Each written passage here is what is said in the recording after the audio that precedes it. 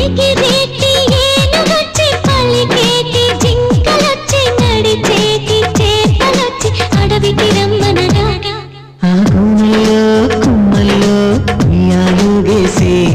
ఆ కొమ్మల్లో పళ్ళన్నీ రుచి చూసి ఆ పళ్ళల్లో మైకంతో మోహం తుమ్మేసి చలిగా గిలిగా తొలిగా త్వరగా అటుగా ఇటుగా మరి నువ్వే నాకు ముద్దిస్తావని తడివేగాలు ముద్దిస్తావని నమ్మడానికి ఎంత బాగుందో